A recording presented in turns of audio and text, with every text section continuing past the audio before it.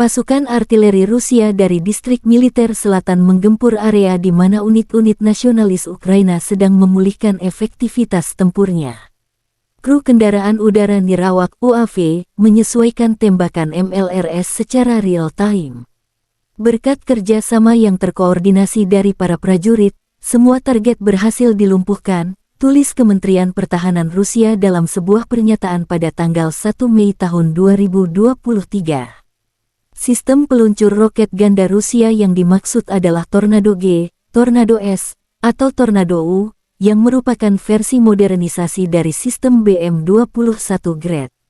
Sistem-sistem ini telah dikembangkan dan diproduksi oleh industri pertahanan Rusia dan saat ini berada dalam pelayanan dengan angkatan bersenjata Rusia. Tornado G dan Tornado S mampu menembakkan roket dengan jangkauan hingga 120 km, sedangkan Tornado U memiliki jangkauan hingga 300 km.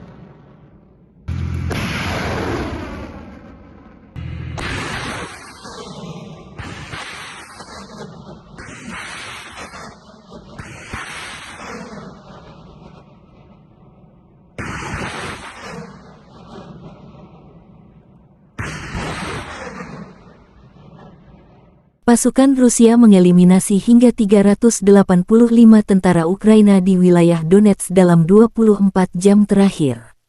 8 drone Ukraina dihancurkan oleh pertahanan udara Rusia, 5 kelompok sabotase dan pengintaian dieliminasi di wilayah Kharkov, Ukraina Timur. Serangan misil Rusia mengganggu produksi amunisi setelah sukses melumpuhkan kompleks militer industri Ukraina. Juru bicara Kementerian Pertahanan Federasi Rusia, Igor Konasenkov mengatakan bahwa total 413 jet tempur Ukraina, 230 helikopter, 3.913 pesawat nirawak, 421 sistem rudal pertahanan udara telah dihancurkan. Selain itu, 8.927 tank dan kendaraan tempur bermesin lainnya, 1.095 kendaraan tempur dilengkapi dengan MLRS, 4.703 meriam dan mortar lapangan, serta 9.893 unit kendaraan militer khusus telah dihancurkan sejak awal operasi militer khusus. Dari pihak Kiev, Angkatan Bersenjata Ukraina mengatakan Rusia kehilangan 450 prajurit dalam satu hari. Secara keseluruhan, Rusia kehilangan 190.960 prajurit selama agresi skala penuh. Presiden Ukraina, Volodymyr mengutuk serangan misil massal Rusia semalam.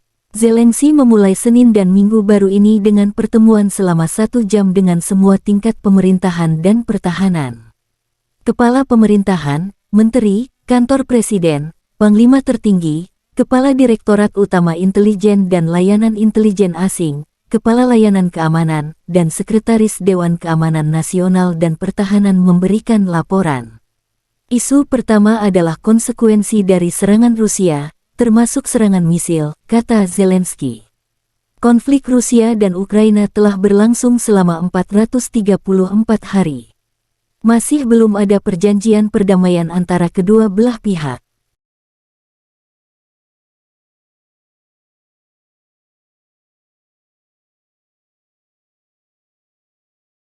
Terima kasih sudah nonton.